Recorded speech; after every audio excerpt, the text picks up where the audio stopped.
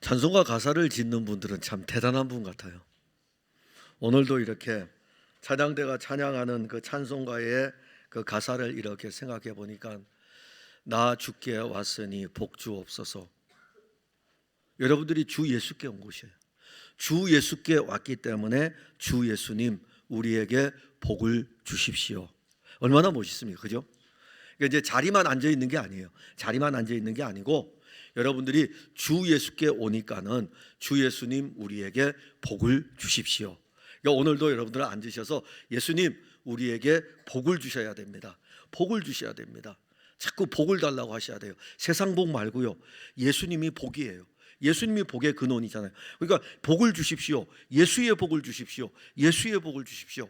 앉아서 설교를 들을 때에도 예수의 복을 우리에게 주십시오 라고 하면서 찬양대의 찬양을 이렇게 가사를 생각하면서 저도 오늘 설교자잖아요. 설교자인데 제가 오늘 설교자로 서 있지만 주께 왔으니 주님 제게 복을 주십시오. 복을 주십시오. 그리고 오늘 여러분들이 예배를 마치고 다 나갈 때에 주 예수님 제게 복을 주심을 감사합니다. 그 복을 받아가지고 나가는 것입니다.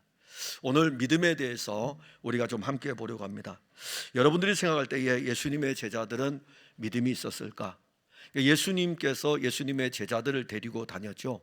제자들을 데리고 3년 6개월 동안 다녔는데 과연 이 예수님이 3년 6개월 동안 이 제자들을 데리고 다니는 여정 속에서 3년 6개월 동안 예수님의 모든 것들을 다 보았는데 능력도 보았고 치료하는 것도 보았고 예수님이 교회의 목사이셨잖아요. 그죠? 예수님이 그 교회의 목회자였어요. 그 교회의 목회자로서 예수님이 이 양떼들을 이렇게 제자들을 데리고 다녔는데 과연 그때 예수님이 이 제자들을 볼 때에 이들에게 믿음이 있었을까? 그들은 누구냐면 베드로이고 야고보고 요한이고 그야말로 우리가 지금 들을 때에는 기라성 같은 신앙의 선배들입니다. 혹시 여러분들 한번 생각해 보셨어요? 베드로에게 믿음이 있었을까? 요한에게 믿음이 있었을까?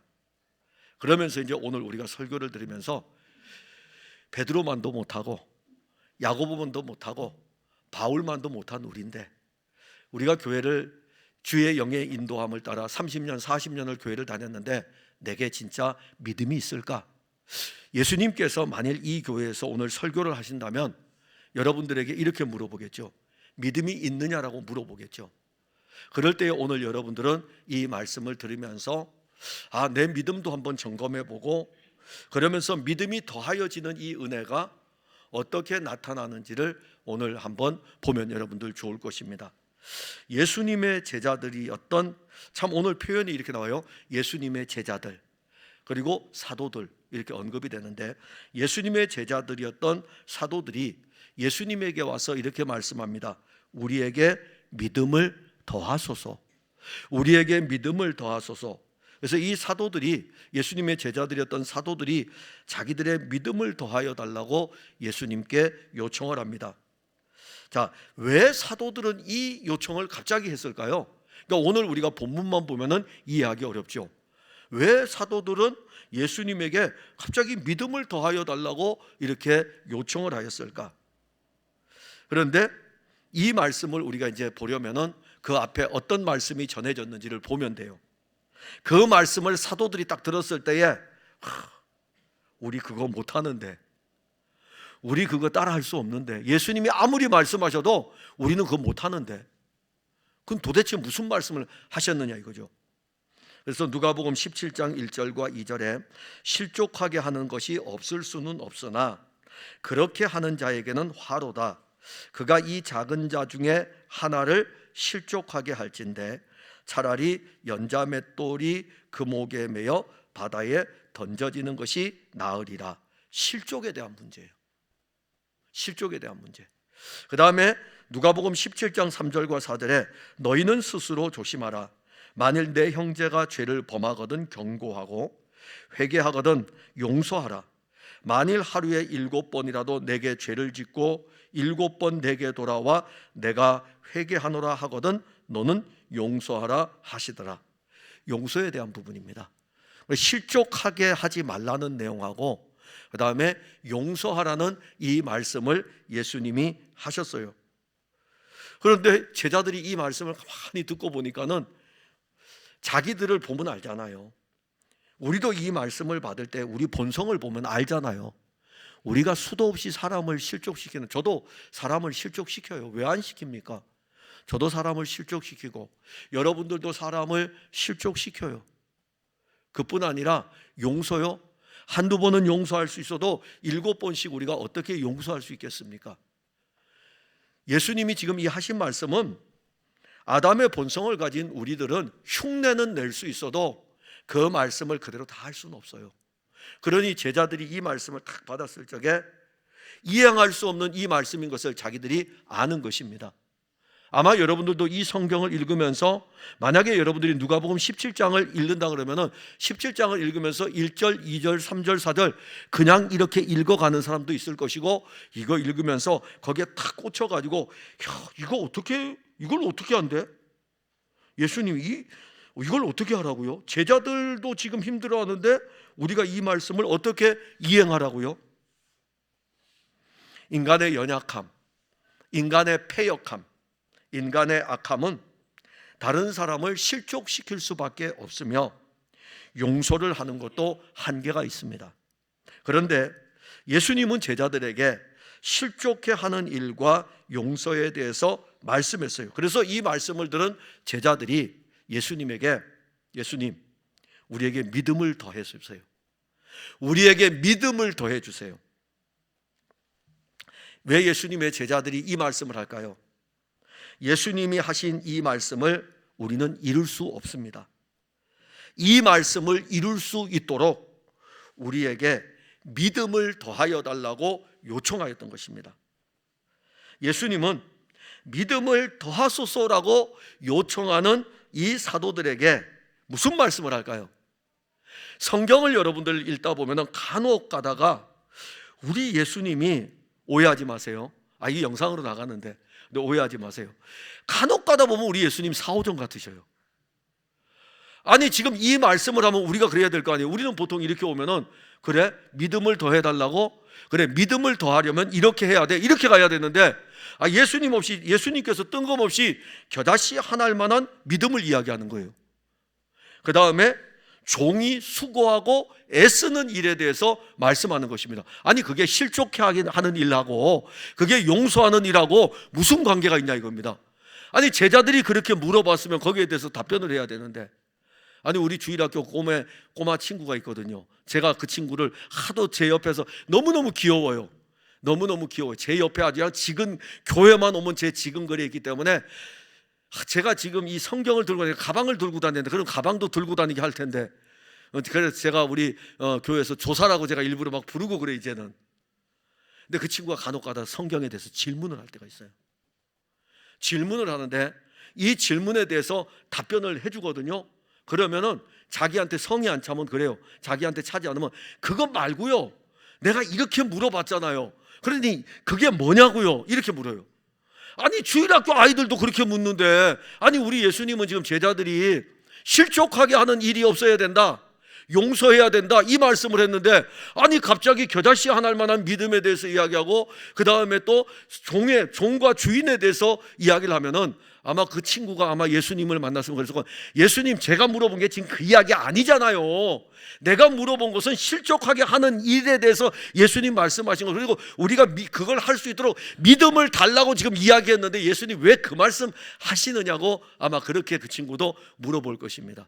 저도 이 성경을 읽으면서 도대체 우리 예수님 왜 이렇게 말씀하실까? 사도들이 믿음을 더하소서라고 요청할 때 왜 이 말씀을 하실까? 겨다시 하나할 만한 믿음과 종이 수고하고 애쓰는 일에 대해서 말씀하실까? 오늘 우리가 읽은 본문을 우리가 보면 제자들에게 말씀하시는 이 말씀이 제자들의 생각하고 예수님 생각이 다른 거예요. 제자들의 생각하고 예수님 생각이 지금 다른 겁니다. 제자들은 어떤 생각을 가질까요? 앞에서 말씀했던 실족하게 하는 일과 용서하는 이 일에 대해서 믿음이 더해지면 그것을 할 수 있을 것이라고 생각을 하는 거예요. 그죠? 당연하죠. 믿음이 더해지면 그것을 할 수 있을 것이라고 생각을 하는데, 예수님은 뭐라고 말씀하시죠? 너희들 믿음 없다 이렇게 말씀하신 거예요. 너희들 믿음 없다 이거예요. 그들은 우리가 믿음이 있으니까 믿음을 더해달라고 요청하고 있는데 예수님은 니들 믿음 없어 이렇게 말씀하시는 거예요. 여기 더하소서라는 이 말씀은 더하는 거예요. 더 첨가하는 것이고 증가하는 것입니다. 그런데 더하소서라는 이 말씀의 원래의 그 원문에 가게 되면은 당신이 우리에게 믿음을 더해 주셔야 됩니다. 당신이 우리에게, 그러니까 예수님이 우리에게 이 믿음을 더해 주셔야 됩니다. 더 증가시켜 주셔야 됩니다. 그걸 요청하고 있는 것입니다. 이거 해야 돼요. 여러분들이 지금 믿음을 가지고 있다면은 그 믿음을 더해 달라고 요청해야 돼요. 그 믿음을 더 달라고 요청해야 돼요.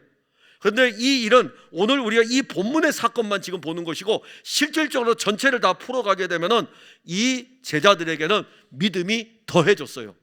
믿음이 증가됐어요. 언제요? 오순절 성령이 임하였을 적에 제자들의 믿음은 증가되었고 더해졌습니다. 그런데 오늘 본문에서는 거기까지 가는 게 아니에요. 그렇기 때문에 우리가 성경 전체를 볼 때에는 우리가 믿음을 더해달라고, 믿음이 있다면은 계속 여러분들이 기도하면서 믿음을 더해 주세요. 왜냐하면 실족하게 하는 이 문제는 우리가 늘 걸리는 문제이기 때문에 우리 힘으로 할 수 없으니까 믿음을 더해 주세요. 용서할 수 있는 이 일은 우리가 한계가 있으니까 용서할 수 있도록 믿음을 더해 주세요. 당신이 우리에게 믿음을 주시면 우리는 그것을 할 수 있으니까 당신의 믿음을 우리에게 더해 달라고 요청을 해야 됩니다. 증가시켜 달라고 요청해야 돼요. 믿음이 더하면 어떤 일들이 일어나는지 예수님의 말씀으로부터 우리가 볼 수 있는데, 자, 여기 믿음을 더해 달라고 요청합니다. 그러면 예수님은 지금 실족과 용서에 대한 부분으로 가는 것이 아니라 믿음이 더하면 우리의 믿음이 더하는 그 모습이 어떤 신앙으로 나타나는지를 보여준데, 첫 번째가 믿음이 일하는 능력을 말씀합니다. 그래, 니들 믿음을 더해달라고 그랬지, 너희들에게 믿음이 더하면 그 믿음이 너희들에게 능력이 되고 그 믿음으로 일하는 능력이 나타날 것에 대해서 말씀하는데, 본문 6절에 주께서 이르시되 너희에게 겨자씨 하나일 만한 믿음이 있었더라면 이 뽕나무더러 뿌리가 뽑혀 바다에 심기어라 하였을 것이요 그것이 너희에게 순종하였으리라. 여기 겨자라고 하는 것인데, 겨자라고 하는 이 자체는 갈릴리 지역에서 흔히 나는 풀입니다. 갈릴리 지역에서 흔히 나기 때문에 우리는 주변에서 볼 수가 없어요. 그런데 이 겨자에, 이 풀에 씨가 있는데 이 씨는 눈에 보이지 않을 정도로 작은 씨입니다. 그래서 예수님도 겨자씨를 이야기할 때는 무슨 이야기를 할 때에 겨자씨 이야기를 하냐면은 지극히 작은 것, 아주 작은 것, 아주 작은 것을 이야기할 때는 겨자씨를 이야기합니다. 마태복음 17장 20절에 이르시되 너희 믿음이 작은 까닭이라 진실로 너희에게 이르노니 만일 너희에게 믿음이 겨자씨 하나만큼만 있어도, 아주 작은, 그러니까 더 쉽게 말하면 여러분들의 믿음이 참깨알 한 알만큼의 믿음만 있어도, 그거 이야기하는 거예요. 참깨알이 얼마나 작습니까? 보셨어요? 참깨알 굉장히 작거든요. 여러분들의 믿음이 얼마나 다 생각하십니까? 이렇게 크다고 생각하세요? 여러분들의 믿음이 이만하다고 생각하세요? 지금 우리 중에 우리의 믿음이 요 참깨알 만한 믿음도 없는 사람이 있어요. 예수님의 제자들이 지금 예수님에게 와서, 사도들입니다, 우리에게 믿음을 더하소서라고 했을 때에 예수님 하신 말씀은 너희들에게 만일 이 겨자씨 한 알만한, 참깨알 한 알만한 믿음이 있었더라면, 이렇게 말씀하셨어요. 가정법이죠. 가정법입니다.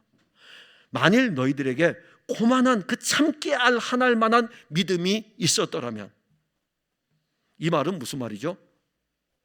이 가정법 예수님 왜 쓰셨을까요? 너희들에게 믿음이 없다 이겁니다.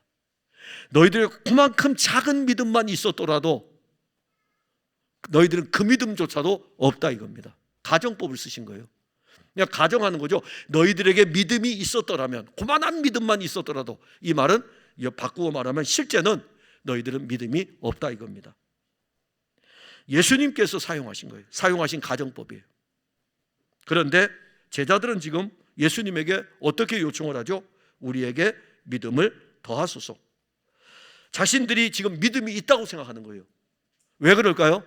믿음이 있으니까 예수님 따라다닌다고 생각하는 거예요. 믿음이 있으니까 예수님과 함께 있다는 것을 생각하는 거예요. 믿음이 있으니까 예수님과 함께 잠을 자고, 믿음이 있으니까 자기들은 예수님 곁에 있는 게 믿음이 있다고 생각하는 거예요. 여러분들이 교회를 다닌다고 해서 믿음이 있다고 생각하십니까? 찬양대 지휘자, 믿음이 있다고 생각하세요? 우리 생각해 봐야 돼요. 내가 예수님의 제자들이 예수님을 따라다니고 있기 때문에 자기들은 믿음이 있다고 생각한 거예요. 우리가 교회를 다닌다고 해서 믿음이 있다고 생각하십니까? 믿음이 무엇입니까? 믿음이 무엇입니까? 추상적인 단어입니까? 추상적인 단어라면 예수님이 육신을 입고 이 땅에 오시지 않죠. 하나님의 아들이 추상적인 단어를 쓸 것 같으면 왜 내려오십니까? 하늘에서 말씀하시면 되지. 추상적인 게 아니라 실제라 이겁니다. 육신을 입고 와서 다 보여주었잖아요. 나라 이겁니다. 내가 하나님의 아들이라고. 그럼 믿으시면 되죠. 그 믿음이 있느냐 이겁니다. 하나님의 아들이 육신을 입고 와서 십자가에서 우리를 위해서 죽으셔서 그분의 의를 우리에게 준 것을 믿으시냐 이겁니다. 믿음이 있느냐 이거예요. 제자들은 달라요. 제자들은 우리가 3년 동안 같이 다녔는데 당연히 믿음이 있다고 생각하죠.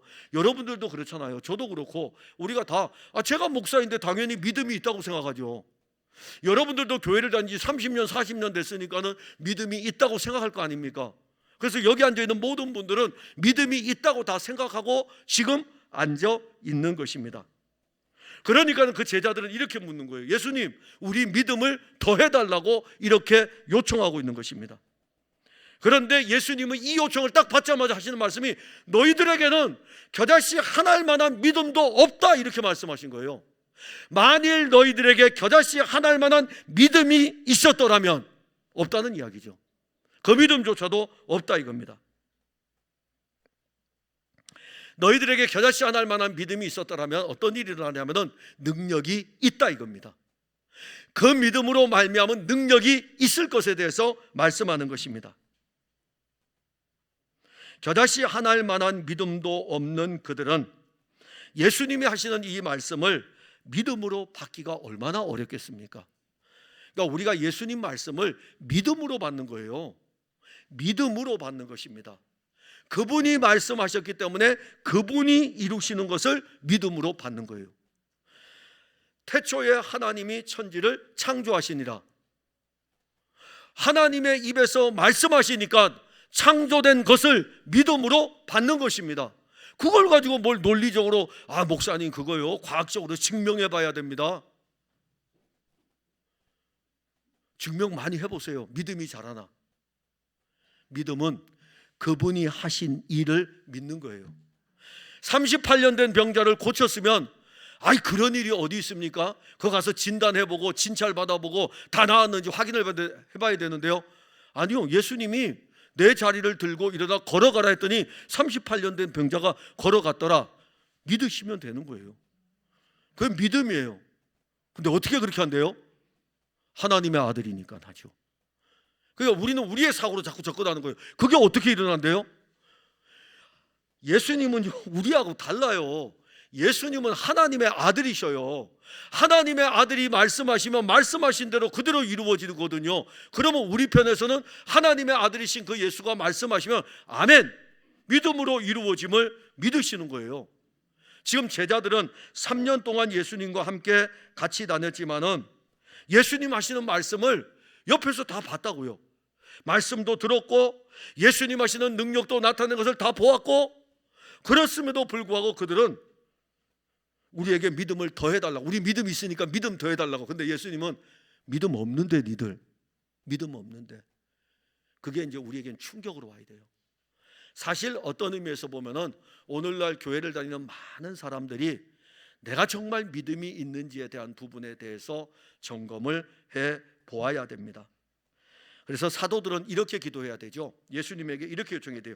믿음을 더하여 달라고 요청하기 전에 우리의 믿음 없음을 도와주십시오. 우리의 믿음 없음을 도와주십시오. 믿음은 모든 사람의 것이 아닙니다. 믿음은 모든 사람의 것이 아니에요. 예수 그리스도로 말미암아 난 믿음을 가지고 있는 사람, 누구냐 이겁니다. 그러니까 자기가 믿는 사람이 있어요. 자기가 믿는 사람이 있습니다. 이 자기가 믿는 사람을 지금 이야기하는 게 아니에요. 지금 이 베드로나 12 제자들은 어떤 사람이죠? 자기가 예수님 따라다니니까 자기가 예수님을 믿는 사람이에요. 그러니까 내가 교회를 다니니까 내가 믿음이 있다고 하는 사람이고, 예수님이 지금 하시는 이 말씀은 니들에게서 나오는 믿음이 아니라 내게서 나오는 믿음이 너희에게 있어야 된다는 것입니다. 예수 그리스도로 말미암아 난 믿음. 그러면 이 믿음은 어떻게 하냐면은 예수 그리스도로 말미암아 난 믿음을 가진 사람에 대해서 예수님이 말씀하실 때에 그 사람은 능력 있는 삶을 살 것에 대해서 말씀합니다. 그래서 예수 그리스도로 말미암아 난 이 믿음을 이야기할 때에는 예수님이 무슨 말씀을 하시냐면은 뽕나무를 뽑아 바다에도 심겨질 수 있는데, 이 믿음을 가진 사람은 뽕나무를 뽑아서 바다에 심길 때에도 그 뽕나무가 순종하더라. 이해가 되십니까? 해보고 싶으시죠? 자기 믿음으로 하는 거예요, 전부 다. 예수님 지금 그 말씀을 실제에 가서 여러분들에게 가가지고 뽕나무가 여기 있으니 그렇게 또 보는 사람들, 우리 교회 옆에 지금 은행나무들이, 저 은행나무들이 건물 안으로 막 파고 들어가요. 뿌리들이 밑에 지금 견고하게 이게 축을 쌓았기 때문에 덜하지, 안 그랬으면 건물이 이렇게 뿌리에 의해 가지고 드러날 수가 있다고요. 근데 저 은행나무는 잘 안 죽어요. 혹시 오늘 이 설교를 들으면서 목사님 갑자기 믿음이 생겼는데요, 저 은행나무에게 명하여 옆에 주유소에 가서 심겨져라 그러면 심겨질 것 같은, 순종할 것 같은 믿음이 갑자기 생기는데요, 지금 그 말씀을 하시는 겁니까? 믿음 있는 사람들은요 그렇게 성경을 안 봅니다. 자, 이 말씀의 핵심이 뭐죠? 예수님은 뽕나무를 뽑아서 바다에도 심길 수 있는 분이셔요. 그리고 예수님은 말씀으로 온 천하 만물을 만드신 분입니다. 예수님께서 말씀으로 무엇을 못하시겠습니까? 예수님은 주일학교 친구들이 불렀던 그 복음송 노래에 보면 물이 변하여 포도주 됐네. 물이 변하여서 예수님은 포도주가 되게 하십니다. 예수님은 보리떡 5개를 가지고 축복기도 하시면 5,000명도 먹일 수 있는 양식을 만드시는 분이십니다. 문제는 누구들입니까? 문제는 우리들입니다. 우리들이에요. 우리들도 제자들처럼 믿음이 있다고 생각하고 예수님에게 가서 우리에게 믿음을 더하소서라고 그렇게 지금 기도하고 있지 않습니까? 더 큰 믿음을 주시기를 원합니다. 믿음에서 믿음에 이르기를 원합니다. 만일 이러한 기도가 지금 우리의 기도라면 예수님이 우리에게 하시는 말씀을 가지고 우리의 믿음을 먼저 점검을 해 보아야 합니다. 너희에게 겨자씨 하나일 만한 믿음이 있었더라면, 정말 너희들에게 그 겨자씨 하나일 만한 믿음이 있었더라면, 그래서 이 말씀 때문에 주신 거예요. 산을 들어가지고 옮기고 뽕나무를 들어가지고 바다에 던지고 이건 내가 다 할 테니까는 너희들은 내가 하는 이 일을 믿는 믿음을 가지고 있으라는 그 말씀이지, 그 말씀 가지고 가가지고 갑자기 뭐 뽑아가지고 옮기고 그거 하라는 게 아니고, 그 내가 할 테니까 너희들은, 나는 그 일을 하는 것을 너희들이 믿으라 이겁니다. 너희들에게 이 겨자씨 하나일 만한 믿음이 있다면은 너희들은 분명 그 믿음으로 능히 할 수 있다 이거죠. 아주 작은 믿음조차도 없는 사람이 지금 이 사도들이 우리에게 믿음을 더해달라고, 아주 작은 믿음도 없는 우리들이 믿음 더해달라고, 우리에게 주 예수 그리스도로 말미암아 난 믿음이 있다면 그 믿음은 우리의 신앙을 삶에서 능력으로 나타내는 삶으로 나아가는 것입니다. 우리 중에 누가 자기를 위해 삽니까? 믿음을 가지고 있는 사람은 자기를 위해서 땅에 성을 건축하는 것이 아니고 하나님의 나라와 하나님의 의를 위해서 나그네 같은 인생의 길을 믿음으로 살아가는 거예요. 왜 그렇게 살아갈 수 있을까요? 아무리 설교해도 안 돼요. 안 먹힙니다. 믿음이 우리 안에 들어오면 우리의 믿음은 어디를 보게 되죠? 새 예루살렘을 바라보잖아요. 아니 이거 장례식장에서만 하는 겁니까? 며칠 후 만나자고 만나보자 그렇게 하는 것입니까? 믿음이 있는 사람은 나그네인 것을 알기 때문에 새 예루살렘을 늘 바라보는 것입니다. 그러다 보니 이 능력 있는 삶이 그들에게서 그냥 나타나는 거예요. 많은 그리스도인들이 믿음이 있다고 이야기를 합니다. 그리고 나는 믿음으로 살고 있다고 이야기를 합니다. 그래서 오늘 첫 번째는 정말 내가 지금 믿음이 있는가? 그 믿음이 있다면 그 믿음은 여러분들 안에서 능력 있는 삶으로 살게 합니다. 우리가 가진 믿음은 우리에게 능력 있는 믿음이에요. 풍랑이는 바다라든가 어떤 상황에서도 흔들리지 않는 믿음입니다. 그 제자들을 보게 되면 제자들이 예수님과 함께 배를 타고 가잖아요. 그 다 예수님 따라다니면서 믿음이 있다고 하는 사람들이거든요. 자기들 생각할 때는 그 풍랑이는 배 안에서 막 풍랑이 일어날 때에 예수님은 주무시잖아요. 예수님 왜 주무실까요? 피곤하니까 주무시는 거예요. 근데 예수님은 풍랑이 일어도 상관없어요. 예수님은 풍랑이 일어도 상관없어요. 문제는 누굽니까? 제자들이잖아요. 그 배에 같이 탄 제자들. 그 제자들은 주무시는 예수님을 막 깨우고 난리가 납니다. 믿음이 있다면 그냥 예수님과 같이 주무시면 돼요. 그 배 안에서 주무시면 돼요. 바람이 불어도 주무시면 돼요. 잠을 잔다는 것은 평안이 있다는 것입니다. 잠을 잔다는 것은 쉰다는 것이고 잠을 잔다는 것은 평안이 있다는 거예요.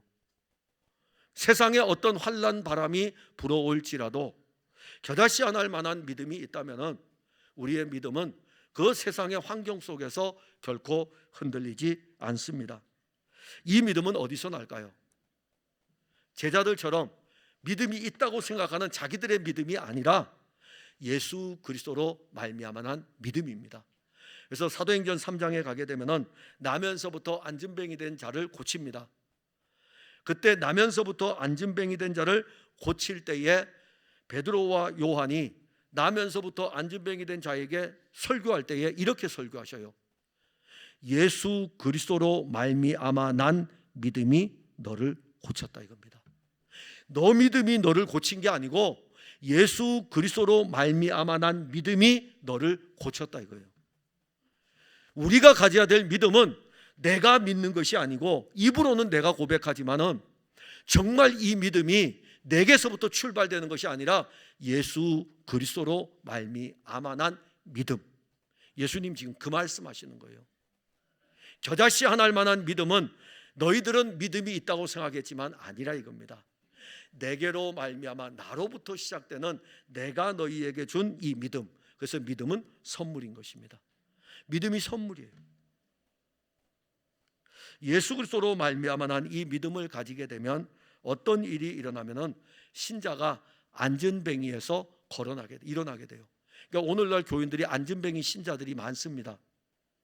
안전뱅이 신자들이 많아요. 그러면 안진뱅이 신자가 아닌 것을 여러분들이 알려면 육신이 안진뱅이라면 눈에 보이잖아요. 육신이 안진뱅이면 눈에 보이는데 영적인 안진뱅이는 눈에 안 보여요. 영적인 안진뱅이는 눈에 안 보이는데 안진뱅이가 일어났을 때 어떠했죠? 기뻐하고 춤추고 뛰놀며 솔로몬의 행각에 가서 그리스도를 만나는 이 기쁨과 즐거움을 가지고 춤추며 다녔어요. 근데 이 일이 일어나는 것은 예수 그리스도로 말미암아 난 믿음인데, 그러면 우리가 안진뱅이 신자인지 아닌지 알 수 있는 것은 뭘까요? 예수 그리스도로 기뻐하고 예수 그리스도로 춤추고 예수 그리스도로 즐거워하는 사람은 안진뱅이 신자에서 고침을 받았기 때문에 예수님 때문에 기뻐하고 예수님 때문에 즐거워하는 것입니다. 우린 지금 믿음을 더하여 달라고 요청하기 전에 먼저 우리가 믿음이 있는가를 보아야 됩니다. 자기의 영적인 상태를 진단하고 우리에게 믿음이 있다면 그 사람은 예수 그리스도가 이루시는 능력을 믿음으로 누리며 살아갑니다. 또 하나는 믿음이 더하여지면 무엇을 알게 되냐면은 예수님이 지금 제자 사도들이 믿음을 더하여 달라고 딱 요청하니까는 주인과 종의 관계에 대해서 말씀을 했습니다. 왜 이 말씀을 하셨을까요? 자신의 영적인 위치를 아는 거예요. 7절에 보면 너희 중에 누구에게 밭을 갈거나 양을 치거나 하는 종이 있어 밭에서 돌아오면 그더러 곧 와 앉아서 먹으라 말할 자가 있느냐? 아니, 예수님께서 사도들이 와서 지금 그러잖아요. 우리에게 믿음을 더해 주세요 라고 요청하니까는 갑자기 야, 너희들에게 혹시 밭을 갈거나 양을 치거나 하는 종이 있다고 해보자. 왜 갑자기 이 말씀을 하요? 믿음을 더해달라고 했는데 왜 이 말씀을 하실까요? 이 말씀을 하시는 이유는 믿음이 더해질수록 너희들의 영적인 위치가 어디인지를 알아야 된다는 것입니다. 잠시 후에 이 사도들은요, 정말 그들이 놀랍도록 누릴 수 있는 믿음이 더하여지는 일이 곧 일어나게 될 거예요. 엄청나게 믿음이 더해지는, 믿음이 증가되는 일이 일어나는데 오순절 성령이 오면은, 지금 이 사건이 어느 사건이죠? 십자가를 앞에 두고 가는 사건이에요. 예수님 3년 사역의 거의 끝을 가고 있다고요. 그 끝을 가고 있기 때문에 이 제자들이 믿음을 더해달라고 요청했을 때 예수님 여기에 답을 안 해요.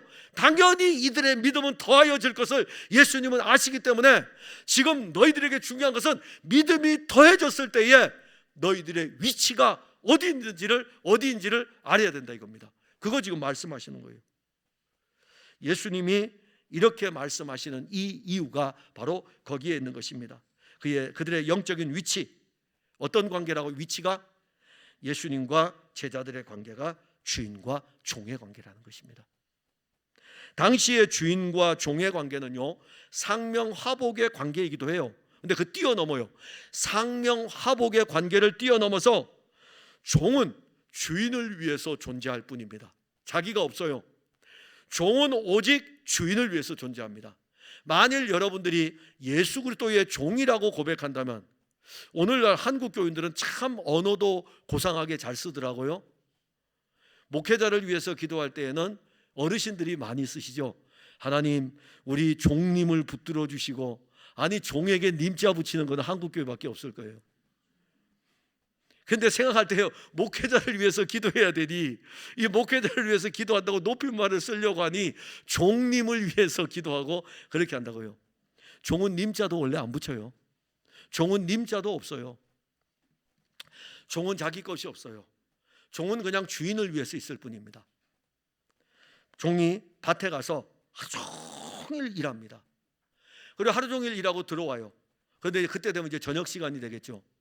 그럼 주인은 식탁의 자리에 앉아 있어요. 종은 뭐 해야 될까요? 종은 주인의 식사가 마칠 때까지 허리에 띠를 탁 두르고서 주인을 위해서 식사 서빙을 또 해야 됩니다. 주인이 종에게 야, 하루 종일 수고했는데 와 앉아서 같이 먹어. 주인은 절대로 그 얘기 안 해요. 종은 하루 종일 일하고 오고 나서도 저녁 식사를 위해서 허리에 띠를 띠고 자기 주인을 위해서 서비스를 해야 돼요. 이것이 종의 삶입니다. 종은 자기 삶이 없어요. 여러분들이 만일 예수의 종이라고 입으로 고백하면서 자기 삶을 사는 사람은 그 사람은 종이 아니고 예수님이 종이에요. 예수님이 우리의 주인이십니다. 우리는 그분의 종이에요. 그래서 우리의 삶이 사실 없어요. 오직 우리는 주인이신 예수님을 위해서 존재하는 것입니다. 예수님 이 말씀을 하신 거예요. 너희들은, 제자들에게 말씀하시기를 너희들은 종이라 이겁니다. 그런데 잠시 후가 되면 어떤 일이 벌어지죠? 예수님이 십자가에 달려 죽으시고 부활하시고 승천하시고 나면은 성령이 강림하게 됩니다. 그래서 성령이 강림하게 되면 누가 예루살렘 교회에, 그리고 교회들의 주역이 될까요? 바로 여기 지금 물어보고 있는 이 사람들이에요. 사도들이, 그래서 사도들이라고 그랬잖아요. 이 사람들이 교회 운동의 주역이 될 것입니다. 그래서 이 누가복음을 기록하면서 이렇게 기록했어요. 누가복음 17장 1절에 제가 왜 이렇게 썼을까? 보세요. 누가복음 17장 1절에 예수께서 제자들에게 이르시되, 그런데 우리가 오늘 읽었던 본문 5절에서는 사도들이 주께 여짜오되, 예수님을 따랐던 제자들입니다. 이 제자들 중에서 사도들이 세워지게 됩니다. 예수님을 따랐던 제자들 중에 사도들이 세워지게 되고, 이 사도들은 교회의 지도자가 됩니다. 여러분들은 알지 못하지만은 교회의 역사를 보게 되면은 예수님의 제자들 중에 예수님이 특별히 보냄을 받은 교회의 머리 역할을 해야 될 인물들이 바로 사도들입니다.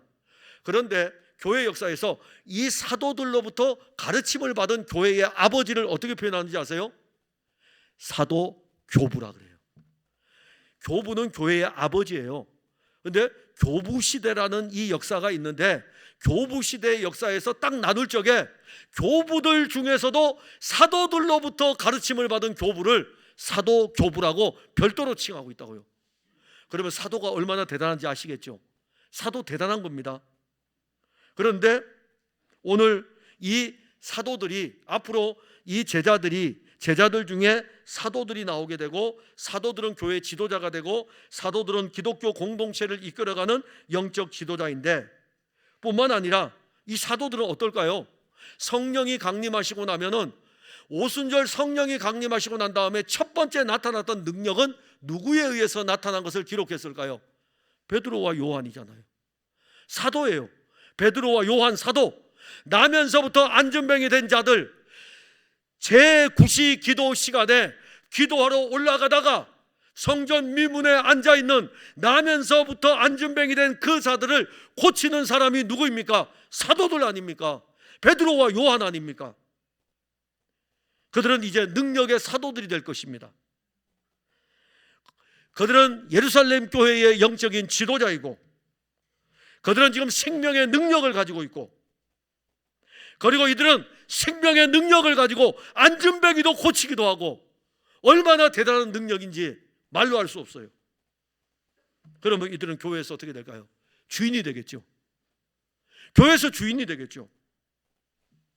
예수님께서 이 누가복음에서 이 말씀을 하시는 것은 이미 이러한 일들을 아시기 때문에 제자들에게, 사도들에게, 우리에게 믿음을 더해달라고 하던 그들에게 주인과 종의 관계를 말씀하면서, 주인은 나야, 니들은 종이야, 니는 종이라 이겁니다.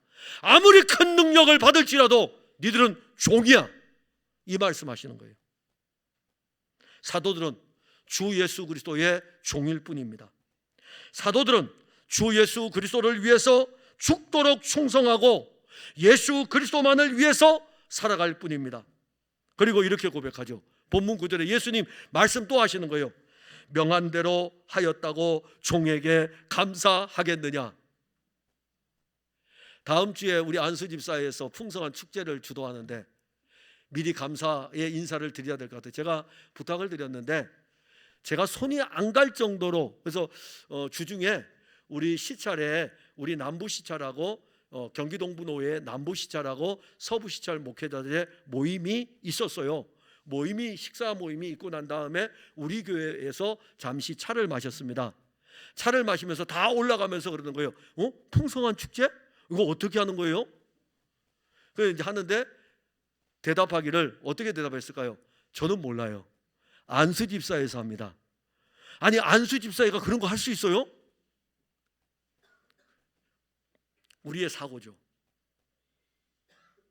목회자가 다 하는 거 아니에요? 목회자가 다 준비해서 해야 되는 거 아니에요? 아니요, 안수 집사에서 하는데요. 안수 집사회가 아마 오늘도 광고를 하게 될 것이고, 또 다음 주에는 이제 또 그 풍성한 축제를 준비해서 이끌어가는 진행을 하게 될 것입니다.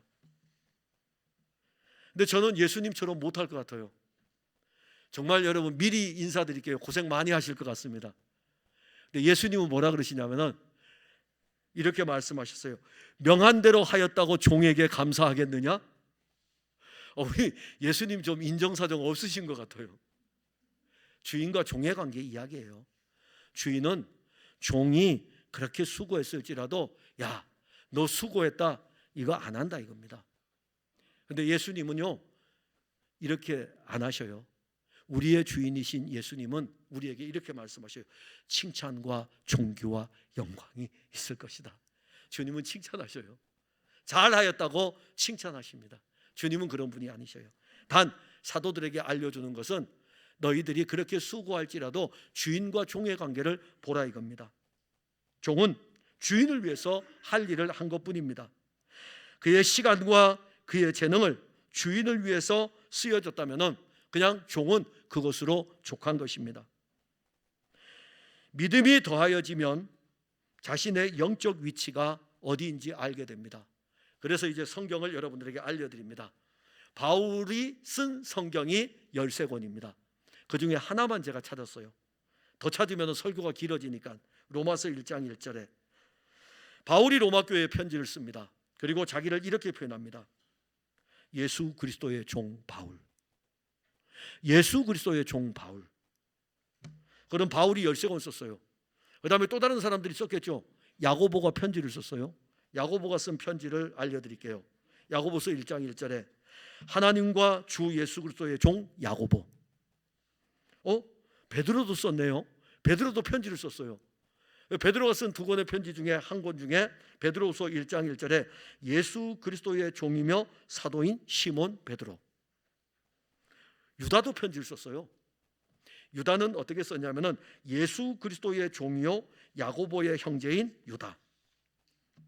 사도 요한은요 요한 1, 2, 3서 요한계시록 성경을 썼어요.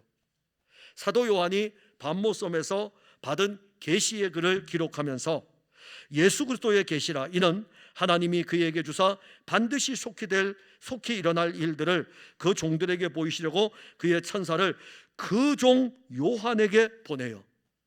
종, 다 종이에요. 다 사도들이.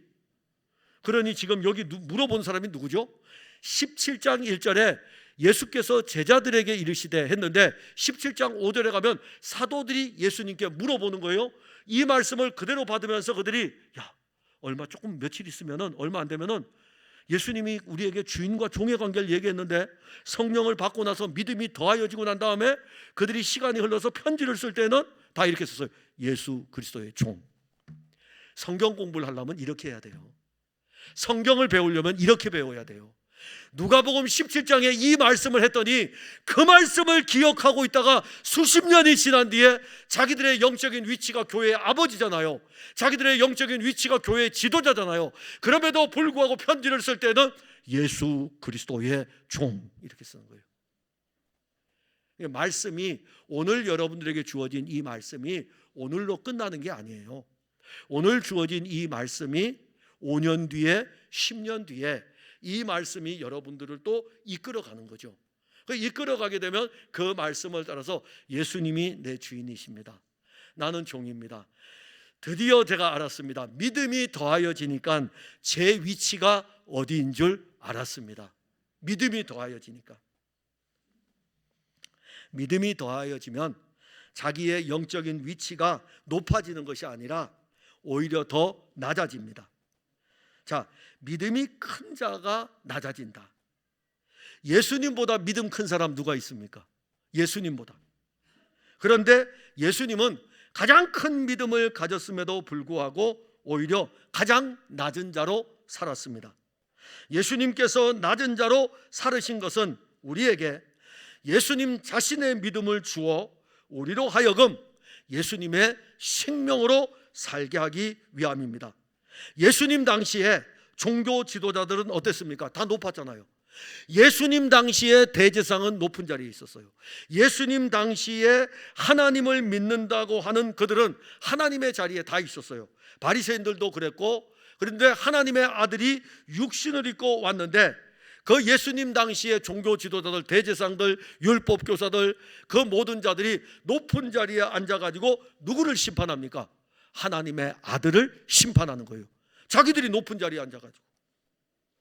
이 사람들은 누구죠? 믿음이 없는 사람입니다. 믿음이 없이 자기 종교로 교회를 다닌 거예요. 자기 종교로 교회를 다니니까 내가 교회를 30년 다니면 이 자리에는 올라와야 돼. 내가 교회를 40년 다니면 이 자리까지는 올라와야 돼. 그렇게 생각하는 거예요.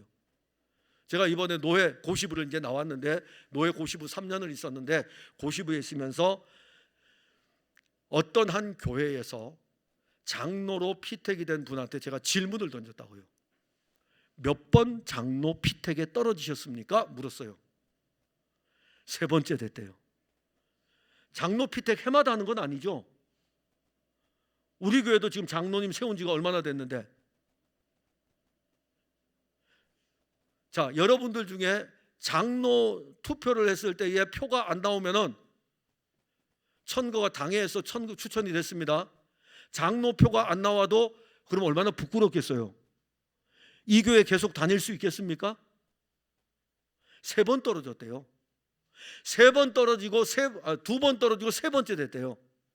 그러니 몇 년의 시간이 흘렀죠. 몇 년의 시간이. 그분 진짜 낮은 분이에요. 더 이상 하나도 안 물어봤어요. 장로 피택에서 떨어졌음에도 불구하고 2번이나 떨어졌음에도 불구하고 그 교회를 계속 다닌 거예요. 근데 그분이 이러더라고요. 자기 부족함을 알기 때문에. 사회적으로는 대단한 사람입니다. 제가 이력서 봤어요. 사회적으로는 대단한 사람이에요. 그런데 교회에서는 표를 못 받은 거예요. 예수님 당시에 종교를 가진 기독권들이 하나님의 아들을 심판했습니다. 우리가 예수 그리스도를 믿는 믿음이 더하여지게 되면 그 믿음은 우리에게서 우리가 높아지는 것이 아니라 예수 그리스도가 더 높아지게 됩니다.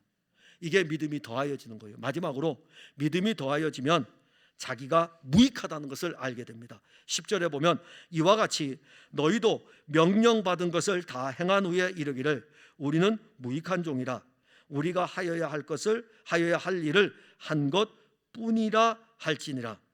예수님께서는 믿음을 더하소서라고 간청하는 사도들에게 앞으로 그들이 할 일을 말씀하시면서 너희들이 앞으로 믿음이 더하여져서 많은 일들을 하게 될 텐데 너희들의 의를 드러내지 말라 이겁니다.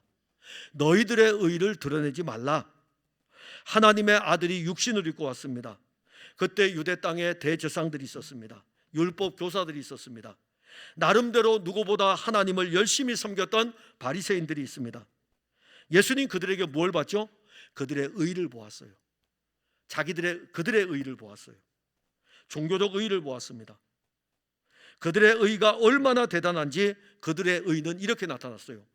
예수님께서 안식일에 병든 자들을 고쳐서 그들에게 진짜 안식을 주니까는 종교의 의를 가진 그들이 이렇게 얘기합니다.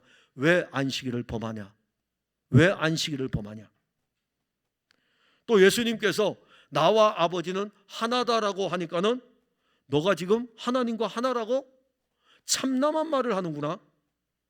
그러면서 하나님의 아들을 대적했습니다. 이 사람들이 누굽니까?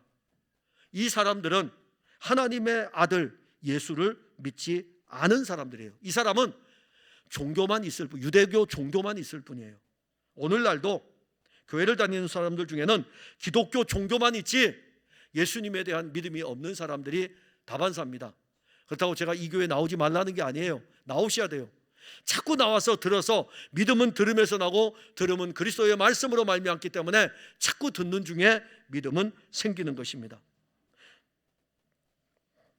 우리가 예수님은 사도들이 가지게 될 믿음에 대해서 분명히 말씀하셨어요. 그래서 오죽하면 누가복음 22장 32절에서 그러나 내가 너를 위하여 내 믿음이 떨어지지 않기를 기도했다.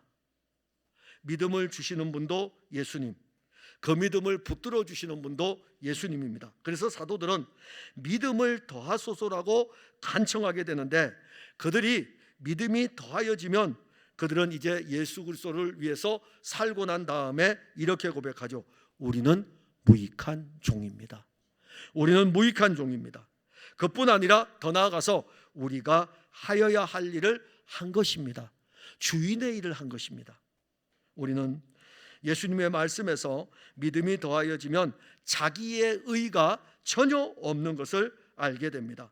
고린도전서 15장 10절에 그러나 내가 나된 것은 하나님의 은혜로 된 것이니 내게 주신 그의 은혜가 헛되지 아니하여 내가 모든 사도보다 더 많이 수고하였으나 내가 한 것이 아니요 오직 나와 함께 하신 하나님의 은혜로라.